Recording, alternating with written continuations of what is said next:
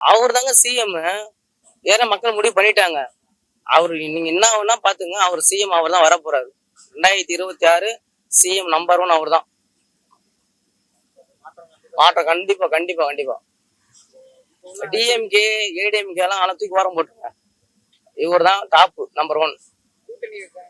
கூட்டணி வச்சாலும் ஓகே தான். கூட்டணி இல்லைனாலும் இவர் வந்துருவாப்ல. கூட்டணி ஏடிஎம்கே கூட வைக்கலாம். என்டிஏல இருந்தாலும் பரவாயில்லையே, நம்மளுக்கு ஒரு ஆட்சி மாற்றம் வேணும்னா பண்ணிதானே ஆகணும். எந்த கட்சியில தாங்க எதிர்க்கல, எல்லா கட்சியும் எதிர்க்கிறாங்க. அதெல்லாம் வந்து கட்சியில வந்து ஒரு மாறுபட்ட விஷயம் நடந்து சரி பண்ணிடுவாங்க. அவர் எந்த தொகுதினாலும் அவர் தாங்க ஜெயிப்பாரு. ஆமா, சைதாப்பட்டினாலும் ஜெயிப்பாரு, இல்ல அதாவது ராணி என்ன சொல்லுவாங்க ஆர்கே நகர் அங்க இருந்தாலும் ஜெயிப்பாரு, எங்க நின்னாலும் ஜெயிச்சிருவாரு அவரு. 10 தொகுதி அவர் ஜெயிச்சிருவாரு அவரு. 26 அவர் தான் சிஎம். எல்லாம் முடிவு பண்ணிட்டாங்க.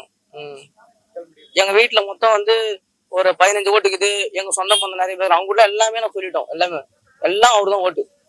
எல்லாமே அவங்களாம் டிஎம்கே இருந்தாங்க. இப்ப எல்லாம் வெளியே வந்துட்டாங்க. இப்ப எல்லாம் மாற்றம் தேவைன்னு சொல்லிட்டு எல்லாமே இவங்க வந்து கொடுக்குறதுலாம் அறிக்கை சும்மா 5000 தரம் 10,000 தரம் சொல்லிட்டு எல்லாருக்கும் வந்துச்சு, வரல. சும்மா ஆசை காட்டி எல்லாரும் மக்களை வந்து திசை திருப்புறாங்க. இது வந்து நடக்காது. இதை மக்கள்லாம் புரிஞ்சுக்கிட்டாங்க. இந்த பணம் எல்லாம் வாங்கிட்டு கரெக்டா ஓட்டு யாரு போனா விஜய் அண்ணாக்கு தான் ஓட்டு போடுவாங்க.